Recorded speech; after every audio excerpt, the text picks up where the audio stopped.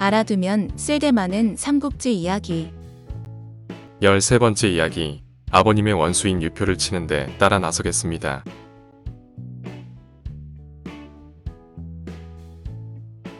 천하를 시끄럽게 만들었던 원소와 공손찬의 싸움이 끝나자 이번에는 원수를 근거지인 남양에서 전란의 씨앗이 자라나고 있었습니다. 원술은 많은 군사를 모집하여 출연하였으나 욕심이 지나쳐 식량과 말 등이 모자라 곤란을 겪고 있었습니다. 우리에겐 기병이 매우 적습니다. 기주의 말 1000필만 달라고 하십시오. 주공의 부탁이라면 원소 태수님도 거절하지는 않을 것입니다. 나도 그럴 생각이었다. 당장 기주로 사자를 보내도록 하라. 그러나 원소는 원술의 부탁을 단칼에 거절하고 사촌간인 원수와 원술은 사이가 벌어져 남과 다름없이 되고 말았습니다. 사실 원술에게 말보다 더 급한 것은 식량이었습니다. 그래서 형편이 넉넉한 형주의 유표에게 사자를 보내 곡식 20만 선만 구워달라고 졸랐습니다. 그렇지만 유표 역시 군사를 거느리고 있는 입장이라 20만 섬의 곡식을 쉽사리 내놓을 리 만무하였습니다. 이에 원술은 유표에게 앙심을 품고 몰래 강동의 송견에게 밀서를 보냈습니다. 송견은 원술의 밀서를 읽자마자 기뻐하며 정부, 황계 한 당을 불러 거병을 의논하였습니다. 들거, 병사병. 거병이란 군사를 일으키는 것을 말합니다. 송견은 원래 작정하면 밀어붙여 끝장을 보는 혈기 넘치는 성격이었습니다. 송견은 바로 전쟁 준비에 들어가 순식간에 병장기와 군량미, 군사들이 가득 찬 전선 500여 척이 띄워졌습니다. 송견은 7자녀를 두었는데 손책은 송견의 정실인 오씨의 소생으로 송견의 맏아들이었습니다. 나이는 아직 17살이었지만 힘과 무예는 송견을 뒤지지 않는 소년 장수였습니다. 이제는 저도 오엿한 장군이 아버님의 원수인 유표를 치는 데 따라 나서겠습니다. 장하구나. 내 뜻이 그렇다면 같이 가자. 송견은 아들 손책과 휘하 장수들을 거느리고 장사성을 출발하여 형주로 향했습니다. 한편 송견의 출병 소식을 들은 유표는 강하성의 황조에게 선봉을 맡겨 송견을 맡게 하였습니다. 송견은 군사들에게 명령하여 배를 강 기슭에 대지 않고 함성만 지르며 강을 오르내리게 하였습니다. 강동의 군사들이 수전에 능하다는 것을 아는 황조는 덤벼들 생각은 못하고 배를 향해 화살만 쏘아댔습니다. 육지에 상륙하지 않고 함성만 지르며 강을 오르내린 지 사흘째가 되었습니다. 이제 됐다. 모두 뱃전에 박힌 화살들을 모아라. 군사들이 송견의 명을 따르니 모은 화살이 10만 개가 넘었습니다. 배를 강기슭에 대고 얻은 화살로 적들을 섬멸하도록 하라. 송견의 군사들은 황조의 군사들이 숨은 곳을 향해 화살을 퍼부으며 육지로 상륙했습니다. 화살이 바닥난 황조의 군사들은 강 언덕을 내준 채 달아나기에 바빴습니다. 송견은 육지에 내리자마자 황조를 추격하였습니다. 급하게 쫓긴 황조는 번성으로 못 가고 가까운 등성으로 들어가 군사를 수습하였습니다. 송견은 파죽지세로 유표의 근거지인 양행성 북쪽 한수까지 진격하였습니다. 크게 패한 황조는 졸개들 틈에 끼어 목숨만을 보전한 채 유표에게로 돌아갔습니다. 궁지에 몰린 유표 진영은 원소에게 도움을 청하자고 하나 채모가 나서 일전을 불사하겠다는 의지를 밝힙니다. 유표의 명을 받은 채모는 현산의 진을 치고 송견의 대군을 맞았습니다. 이에 송견은 정보를 내세워 채모와 대결을 하게 됩니다. 애당초 정보의 상대가 되지 못하는 채모였습니다. 용기 있게 나서기는 했으나 몇 합을 겨뤄 보지도 못하고 달아나기 시작했습니다. 대장이 도망치자 거듭된 패배의 사기가 떨어져 있던 군서들도 도망치기에 바빴습니다. 송견은 채모의 군대를 물리치고 난 후 양양성을 철통같이 에워싸고 맹렬하게 공격을 퍼부었습니다. 하지만 양양성은 다른 성들과는 비교가 되지 않을 정도로 성벽이 높고 견고하였습니다. 더구나 성 안에는 많은 군사가 남아 있었고 백성들도 유표를 한마음으로 따라 함나기 쉽지 않았습니다. 그날도 송견은 군사를 휘몰아 양양성에 거센 공격을 퍼부었으나 양양성은 끄떡도 하지 않았습니다.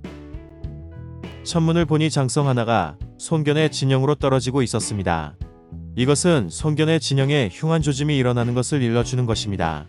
그대가 천문과 지리에 밝은 줄은 알고 있소만 그 말이 진정 사실이요? 이 기회를 놓치지 말고 원소에게 사람을 보내어 도움을 청하도록 하십시오. 어쩌면 송견을 죽일 수 있을지도 모르겠습니다. 성주인은 손견의 군사들로 포위되어 있어 걱정이요. 누가 손견의 포위망을 뚫고 원소에게 간단 말이오. 신의 생각에는 여공이 적합할 것 같습니다. 땅지, 다스릴 리. 질이란 땅의 형세나 위치로 길 흉화복을 판단하는 것입니다. 여공은 유표가 아끼는 장수로 그가 원소에게 전하는 유표의 밀서를 받아 성을 출발할 때였습니다. 그대가 성의 운명을 짊어지고 있으니 계책을 알려주리다. 잘하면 원소에게 가지 않고도 성을 구할 수 있으니 실행하도록 하시오. 가르침을 베풀어 주십시오. 포위망을 뚫고 기주가 아닌 현산으로 가시오. 송견이 뒤를 쫓을 것이오. 그럼 매복시킨 곳으로 유인의 돌과 화살을 쏘아붙도록 하시오. 성사되면 연주포를 쏘고 그렇지 않으면 원소에게 달려가시오. 훌륭한 계책입니다. 그대로 따르도록 하겠습니다. 여공은 괴량의 계책대로 활 잘 쏘는 군사들 500을 뽑아 양양성의 동문을 나섰습니다. 모든 것은 괴량의 이야기대로 되었고 송견은 매복을 하던 군사들의 공격에 죽임을 당합니다. 일찍부터 뛰어난 용맹으로 세상의 이름을 떨쳤던 송견의 마지막이었습니다. 이때 송견의 나이는 37, 한창 세력을 키우던 시기로 어이없는 죽음이었습니다. 연주포 소리입니다. 계책이 성공했습니다. 기회를 놓치지 말고 적을 모조리 소탕하십시오. 모두 성을 나아가 적을 섬멸하도록 하라. 유표의 명령이 떨어지자마자 준비하고 있던 군사들은 송견의 진을 공격하였습니다. 송견이 없는데 형주의 군사들이 공격해 오자 군사들은 갈팡질팡하였습니다. 한편 한수가에서 전선을 지키던 황계와 정보는 송견 진영에서 소란이 일자 급히 본진으로 달려갔습니다. 송견이 없는 강동부는 허수와 비에 지나지 않는다. 모조리 죽여라. 내 놈은 정보로구나. 이 여공의 창을 받아라. 여공은 큰 공을 세우고도 정보의 칼에 죽고 말았습니다. 마음이 들떠 자신의 능력을 과신한 탓이었습니다. 황계와 정보, 한당 등의 저항으로 혼란에 빠졌던 유표의 군사들은 다시 대열을 정비하여 송견의 군사들에 맞섰습니다. 송견이 형주로 건너온 이래 가장 치열한 전투가 하룻밤 동안 계속되었습니다. 양쪽은 밤새 싸우다 날이 밝자 유표의 군사들은 성으로 돌아가고 송견의 군사들은 한수가에까지 밀려나 군사를 수습했습니다. 손책은 한수로 철수한 뒤에 아버지의 죽음을 알고 시신을 찾아 헤맸으나 시체는 적의 수중에 넘어간 후였습니다. 공들은 아버님의 시신도 없이 돌아가잔 말이오. 아버님을 죽인 원수가 눈앞에 있는데 어찌 버려두고 갈 수가 있겠소. 소정이 어젯밤 적장 황주를 사로잡았는데 그 자는 유표가 가장 아끼는 장수라 하옵니다. 사람을 성 안으로 보내 주공의 시신과 황조를 맞바꾸는 게 어떻겠습니까? 유표는 괴량의 간곡한 만류에도 불구하고 송견의 시신과 황조를 바꾸었습니다. 손책은 약속대로 군사를 거두어 강동으로 돌아갔습니다. 송견의 죽음은 장안에 있는 동탁의 귀에까지 들어갔습니다. 송견의 용맹을 두려워하고 있던 동탁은 송견이 죽었다는 소식에 크게 기뻐하였습니다. 겁날 게 없어진 동탁의 교만과 횡포는 더해져 과거 십상시의 만행과는 비교가 되지 않았습니다. 황제의 권위를 넘어서 황제에게 자신을 상보라 부르라 강요하였으며 일가를 주요 관직에 앉혀 권력을 장악하고 동시성을 쓰는 자들은 모두 여루에 봉안이 천하는 동탁의 것이나 다름없었습니다. 이에 그치지 않고 동탁은 장안에서 250리쯤 떨어진 곳에 장안성과 똑같은 크기의 미호성을 쌓았는데 이에 동원된 백성만도 25만 명에 이르렀습니다. 동탁은 평소에는 미호성에서 주지웅님에 빠져 사치와 향락을 누리다 한 달에 한 번 장안성으로 들어갔는데 이때는 모든 문무백관들이 성문 밖까지 나와 그를 맞이하였습니다. 술주, 모찌, 고기, 육, 수풀림. 주지육림이란 술이 못을 이루고 고기가 수풀을 이룬다는 뜻으로 매우 호화롭고 방탕한 생활을 이르는 말입니다. 어느 날 동탁은 지나가던 포로들을 술자리에 불러세워 형벌을 내리니 차마 눈 뜨고 보기 힘든 끔찍한 광경이었습니다. 어떤 자는 눈알을 뽑고 어떤 자는 혀를 잘랐으며 더러는 큰 소태에 삶아 죽이기까지 하였습니다. 동탁의 잔인하고 무도한 성격이 드러난 사건은 이것만이 아니었습니다.